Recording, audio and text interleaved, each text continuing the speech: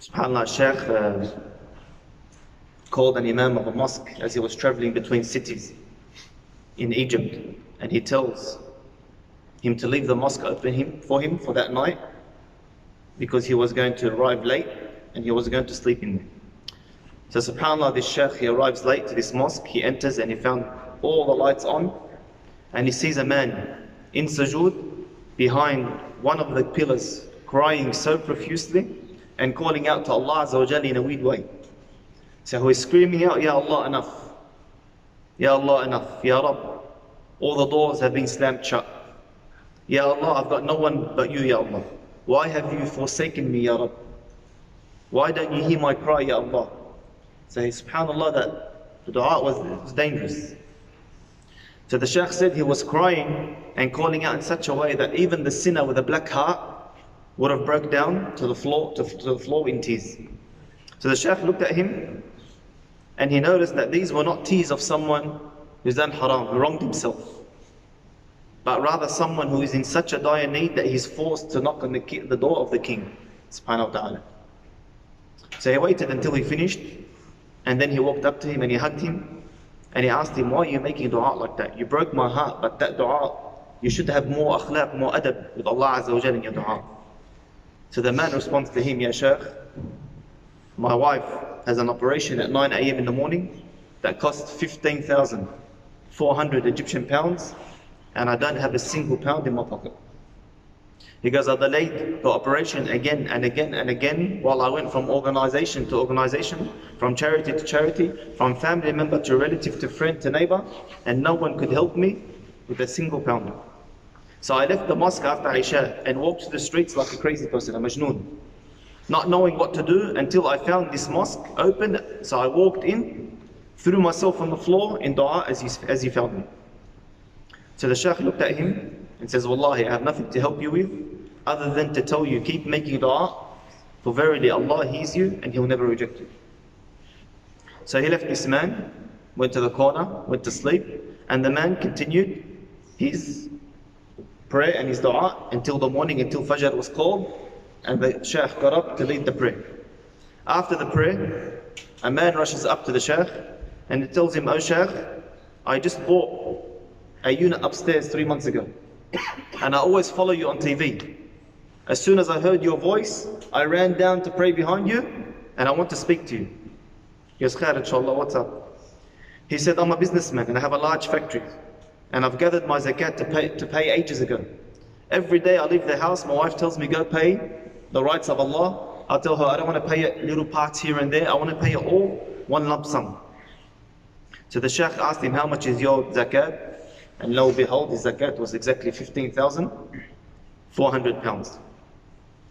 So the Shaykh goes, I had to hold back my tears as I looked for that man that was praying all night. I found him in the far end of the right end of the first line, and I called him forward. He came forward and I told the man, what is your problem? What is your issue? So the man got a bit angry, and I just explained it to you. He goes, I told you I have an operation in the morning and I need to pay the money for the operation. He goes, how much is the money for your operation? Now the man couldn't hear, he was far away and in the end of the line. He goes, 15,400 pounds.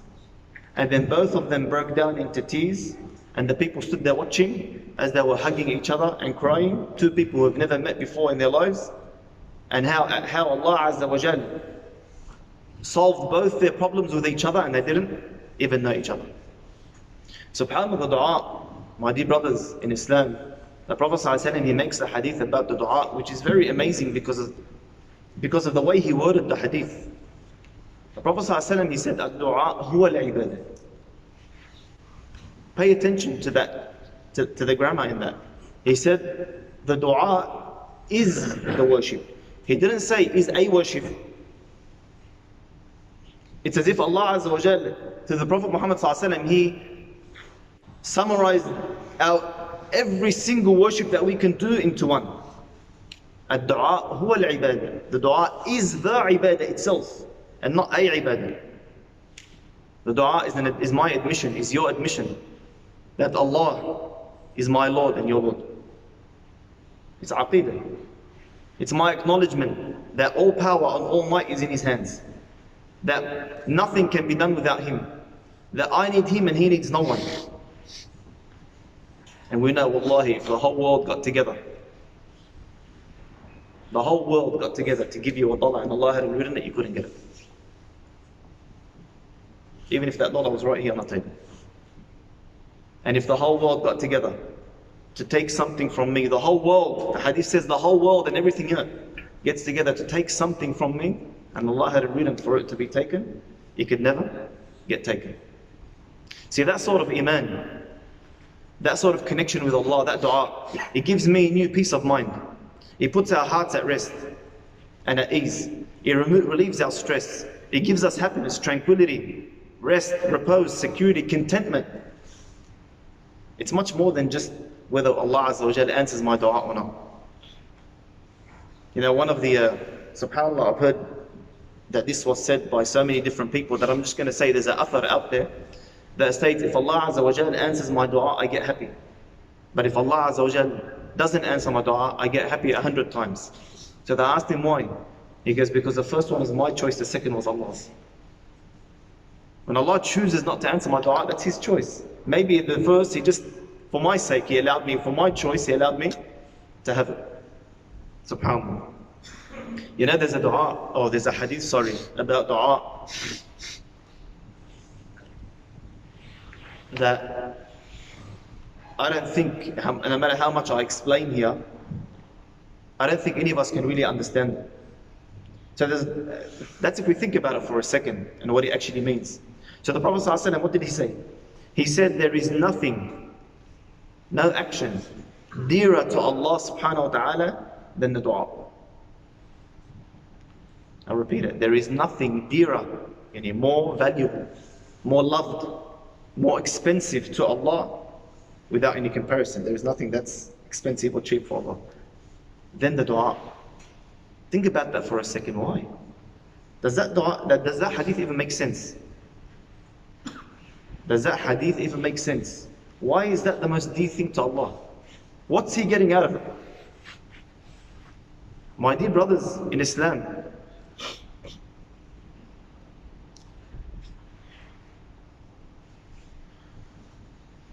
Allah Azza wa Jal isn't benefited or harmed by my dua. Whether I live a life of absolute happiness or a life of utter despair, desperation, hardship, pain, oppression, it changes nothing for Allah. Yet He still made dua the most dear thing to Him. Why? Wallahi, only for me and you. Only for me and you. Because of how much it means to me and you. Because of how much we're in need when we call out to Him. Because of how weak and how powerful He is. Isn't it sad that we don't turn to Allah Azza wa Jalla for everything that we need? Everything? Isn't it sad that we don't turn to Him sometimes till we've exhausted all other options? And if my friend would only call me only when he needs me, after all, what would I do? My own brother. My own brother, if I only called him every time I needed him, what would happen after all? But with Allah Azza wa Jalla, the Prophet ﷺ, he says that the dua benefits against that which strikes and that which doesn't strike. The dua benefits against that which strikes, that which has befallen you, and it benefits against that which doesn't strike. It hasn't stricken yet. So before the calamity befalls you. So why then don't we make dua before the calamity befalls us? Why do we have to fall into the calamity, go through heartache and hardship and make dua and wait Allahu A'lam how long until the dua is answered? That's why the Prophet ﷺ, when he said this hadith that the dua benefits that which strikes and that which doesn't strike, he said, so hold fast, O worshippers of Allah, to the supplication, to the dua. Wallahi, the ad'iyah the hadith about dua, if you only were to give a few minutes of contemplation, wallahi, there's something different. They're different to all other hadith of a'mal. That hadith, well, you know what, before I say the hadith, When someone consistently asks me again and again and again, I get angry. Isn't that right? My own kid, if she keeps asking me again and again, I get angry. Wallahi, there's people I'm still taking care of now, who are overseas, who are in need. I'm still in contact with them till now. I know the situation. I know that the need that they're in, wallahi, I'm telling you, wallahi, in their position, I couldn't handle it. I don't know what I would have done. Yet because they call again and again, there's one of them I haven't been answering for months now. Bani Adam were different, subhanAllah. While I know exactly what he's going through and everything that he needs, and I feel for him and I'm trying to help him, I can't handle someone asking me again and again and again. With Allah Azza wa Jal, for absolutely no reason other than for me and you, gets angry if we don't ask him. He is pleased when me and you complain and ask him again and again and again. The more you ask, the more pleased he is. And he's angry when me and you don't ask. He gets angry. That's the hadith. Man lam yas'alillah yaghdab alayhi. He gets angry from him. Does that not prove he's the most merciful? Does that not prove he loves us the most? Does that not prove that he wants best for us? I ask Allah Azza wa Jal to make us of those who can hold fast unto the dua in every situation. My dear brothers in Islam, the Prophet ﷺ, he told us, whomever Allah opens the door of dua for him, will have the doors of mercy opened for him. Whoever Allah Azza wa Jal makes him or her one of those who consistently makes dua, so he's opened the door of dua for them, Allah has opened the doors of mercy for them. And Allah is not asked for anything more beloved to him. Focus on that statement again. And Allah is not asked for anything more beloved to him than being asked for al-afiyah. Al-afiyah is goodness in everything, especially health. Al-afiyah is goodness in everything, especially health. So anything that harms me, you're asking that to be removed as well, so I can remain in health. Sickness, pain, hardship, even in the akhirah, punishment, that affects my health. So again here, the Prophet ﷺ is telling us all the doors are open for the ones, but he says nothing is more beloved to Allah to be asked for other than, or more than, al-afiyah. Allah Azza wa Jal doesn't get sick. Allah Azza wa Jal doesn't feel pain. Allah Azza wa Jal is the Samad, the one that everyone needs, and he needs no one. Why is it that he loves to be asked the most about al-afiyah? Again, only for me and you. Only for me and you. SubhanAllah, I remember a story of an old man, a father, a normal man, pretty well off. He was half paralyzed. And then he went to doctors, he done his scans, he done his tests. He went to London, he went to America for several years from place to place in a wheelchair, trying to find a cure, and he couldn't find a cure. One day he's watching TV and he sees people at Hajj, or people around the Kaaba, and he tells his kids that he wants to visit the king in his house. Now his kids, automatically, this is in Saudi, so they're thinking, which king does he want to go see, which prince, which cousin? So he tells them that he wants to visit the Kaaba. They know which king he's referring to, Allah Azza wa Jal, the King of Kings. And he tells them, I have 100% conviction that he won't leave me until he fulfills my needs. So they tell him, you can't go and you're sick and you're in a wheelchair and so on and so forth. But he had a lot of wealth, so they bought him a plane ticket and they took him down to the Kaaba. They walked into the Haram. He made them walk him into the Sahan, into the actual plate where people walk around downstairs. And he tells them, leave me there and go. So subhanAllah, he says from his own words, he goes, Wallahi, I sat there in the plate of the Kaaba, the house of the king, the owner, the giver, and the taker. And I began to scream. He says, Wallahi, I began to scream and cry for a whole hour with only 2 statements. This is all he said, 2 statements. He said, Ya Malik, I'm in your house. Wallahi, I will not leave from this house of yours except on my feet or on my back. Wallahi, I will either return home from here on my feet, walking, or on my back to the graveyard. And he kept repeating this again and again, crying, screaming, pleading, begging, broken and downtrodden, until he blacked out, he fell asleep.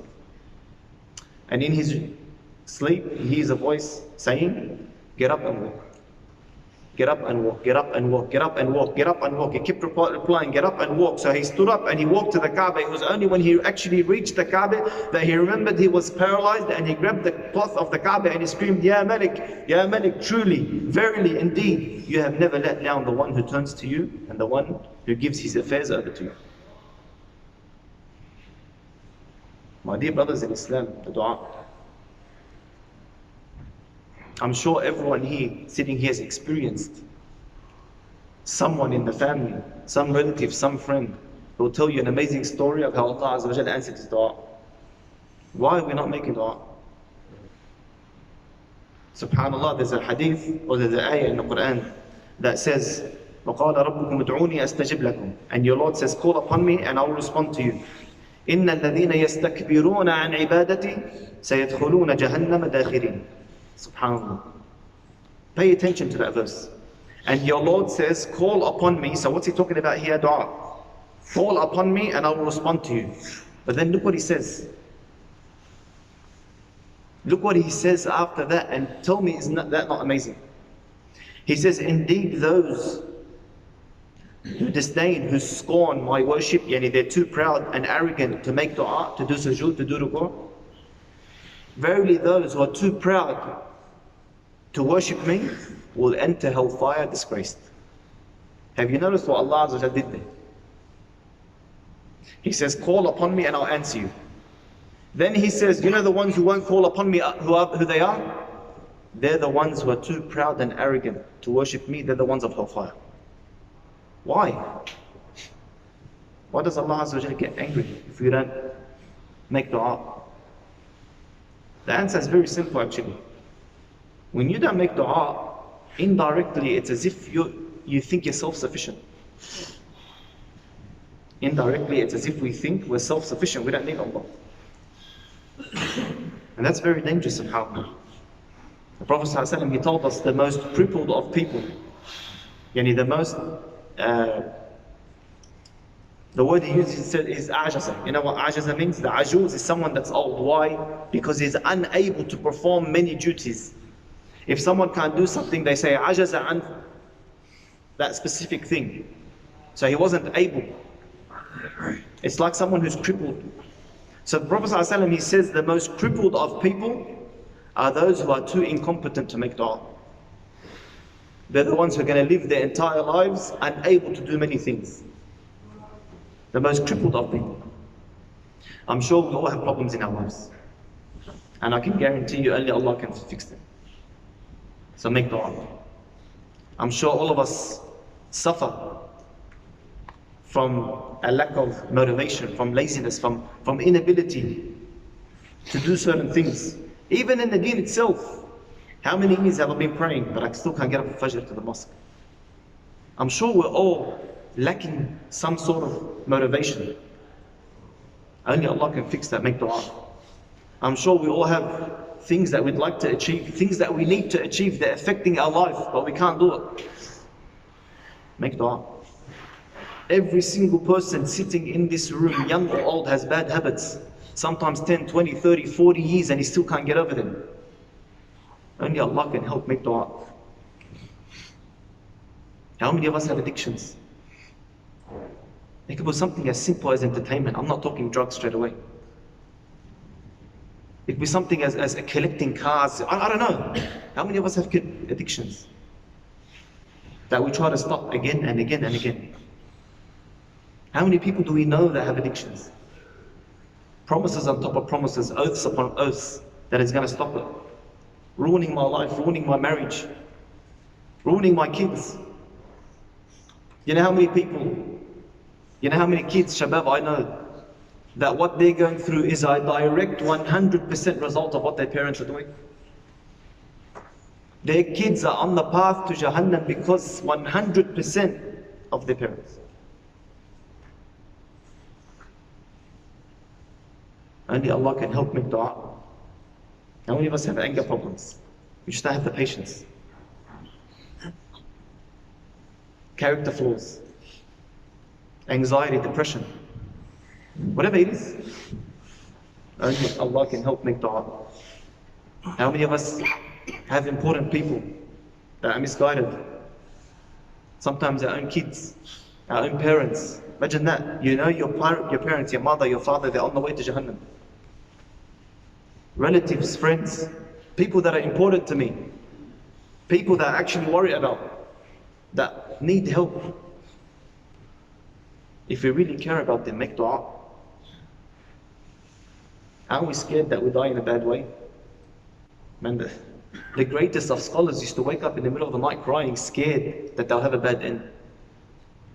Man, the Prophet ﷺ himself used to say, Allahumma inni as'aluka husn al-khatimah. Oh Allah, I ask you the best of endings. Who are we not to? Uthman ibn Affan himself, when he would remember death, he would break down. He would break down. Wallahi, I fear a bad death. I fear the angel of death ripping out my soul, don't you? If you do, make dua now before that time comes, not then scream out and it's too late. Don't fear what's going to happen in the grave. Make dua. SubhanAllah, sometimes when the Shaykh gets up and he speaks about death or the Day of Judgment, wallahi, you see in the people's face, you know, come on, we're over it. You know why? You know why you think like that? Or that person thinks like that? Because he thinks he's exempt, he's made it. He's never put himself in those shoes and thought, you know what, on that day when people were running around burning according to their deeds, am I going to really receive shade or not? If he actually thought like that, I can guarantee you his mindset would change. Because none of us know if we're going to receive that shade or we're going to be one of those running around burning according to our deeds. So make dua. Make dua before we enter hellfire. And then we scream and we beg, and for thousands of years we don't even get a response, let alone get taken out. Make dua now. Only Allah Azza wa Jal can help us. Let's turn to Allah Azza wa Jal and make dua for our own sake before it's too late. Let's make dua so that that day when we call upon Allah Azza wa Jal, He recognizes our voice in between all those screams and all those shrieks. And so He answers mine and your call and protects us on the day when we have no one but Him. Ask Allah Azza wa Jal to make us of those who never leave dua. Jannah, Jannah, yeah. Jannah, Jannah. Every Muslim dreams to be up in Jannah, Jannah, Jannah, Jannah. A pious person's destiny. Inshallah in Jannah, Jannah, Jannah.